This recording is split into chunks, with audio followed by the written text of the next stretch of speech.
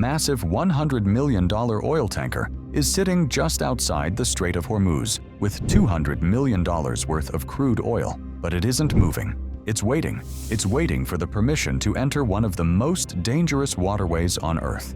Because right now, sailing through the Strait of Hormuz means sailing directly under the fear of Iranian missiles and drones, and risk losing the ship and oil totaling $300 million. But if Iran tells you that you can pay $2 million and pass through safely, I think you do it. For shipping companies, the math has become brutally simple.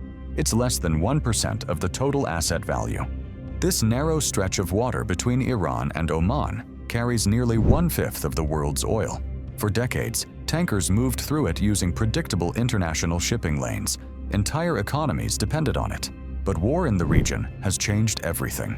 The United States and Israel launched strikes on Iran. Iran responded by its own strikes on Israel and the Gulf countries, and also by tightening control over the strait. Shipping traffic dropped, and the few vessels still passing through began taking a very different route, hugging the Iranian coastline, squeezing through a narrow corridor only a few miles wide. Reports now suggest that some ships are paying millions of dollars for safe passage. This is a toll on the global economy. And if this system expands, Iran could turn the Strait of Hormuz into one of the most powerful economic weapons in modern history. Today, we're going to break down exactly how Iran pulled this off, what it means for global energy markets, and how Iran stands to earn $60 billion annually. The Strait of Hormuz is one of the most important choke points on Earth. Every day, millions of barrels of oil pass through this narrow channel, connecting the Persian Gulf to the Arabian Sea.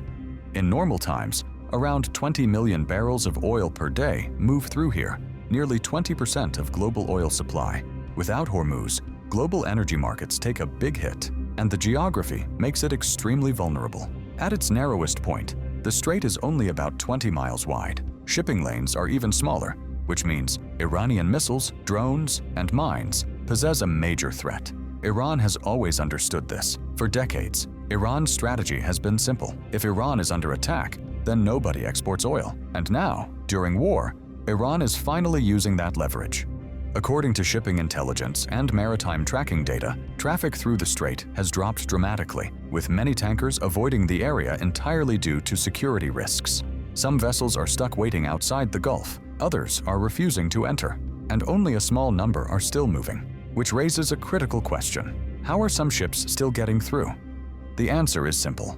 Iran is controlling the route. Instead of allowing ships to use the normal international shipping lane, Iran is directing selected vessels through a northern corridor near its own coastline. This route runs close to Iranian territory, where Iranian forces can monitor every movement. Ships using this corridor must share identification details, provide cargo information, reveal ownership and destination. Only approved ships pass. Reports suggest that only a small number of vessels are allowed through, mostly linked to friendly or neutral countries. In other words, the strait isn't officially closed, but Iran controls access, and control creates opportunity. Because once you control access to the world's most important oil route, you can charge for it. In some cases, toll payments reportedly reached around $2 million per ship. This is what analysts are calling Iran's toll booth. Iran's own argument is almost comically self-serving. An Iranian lawmaker said, "This is completely natural. Just as in other corridors, when goods pass through a country, duties are paid. The Strait of Hormuz is also a corridor. We ensure its security, and it is natural for ships and tankers to pay us duties." The irony here is staggering. Iran is positioning itself as both the security provider and the primary source of insecurity in the strait. It's essentially saying, pay us for protection from us. Also, under international maritime law, ships have the right of free transit, which means charging tolls is likely illegal, yet enforcement is another matter. Let's talk money. At first, a $2 million toll sounds huge, but in reality, it may actually be cheap. A very large crude carrier, a VLCC, is 330 meters long. That's roughly the height of a 100-story skyscraper laid on its side. It carries approximately 2 million barrels of oil. At the current benchmark price of over $100 a barrel, that ship is loaded with $200 million worth of cargo. So, when Iran charges $2 million for passage, that's a 1% toll on the cargo value. For a shipping company looking at a $200 or $300 million payload, $2 million is not just affordable, It's almost logical. Now scale that up.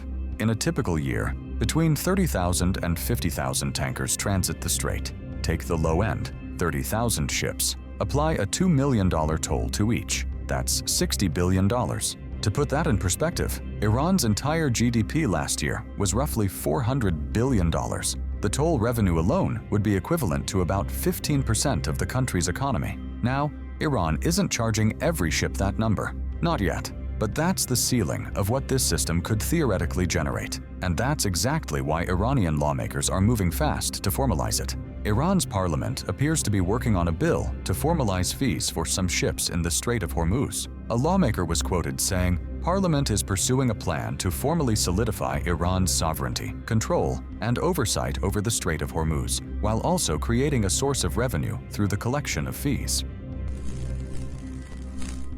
The United States faces a major challenge in the Strait of Hormuz because military power alone cannot easily solve the problem. Even if Iran's navy is destroyed, the strait would not automatically reopen, since Iran's real strength comes from missiles, drones, and sea mines that can threaten ships. In such a high-risk environment, shipping companies and insurers become extremely cautious. This gives Iran a powerful advantage. It doesn't need to sink ships. It only needs to create enough risk to slow or control traffic. As a result, stopping this system would likely require a large international naval operation or coalition rather than simple military strikes.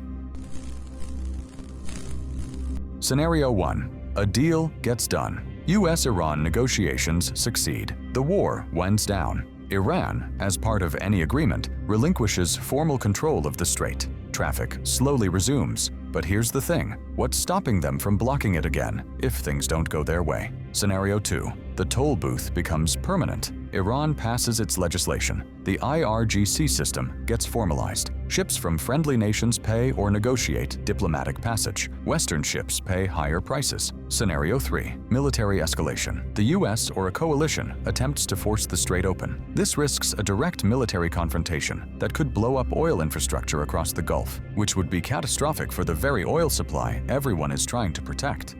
Some shipping and insurance experts don't expect the situation in the Strait of Hormuz to return to normal until the war winds down significantly. Here's the bottom line. The world has spent decades calling the Strait of Hormuz a vulnerability, a choke point, a risk, and it turned out that the risk wasn't just closure, it was control. Iran didn't blow up the strait, it turned it into a business. And right now, it's the only business in town.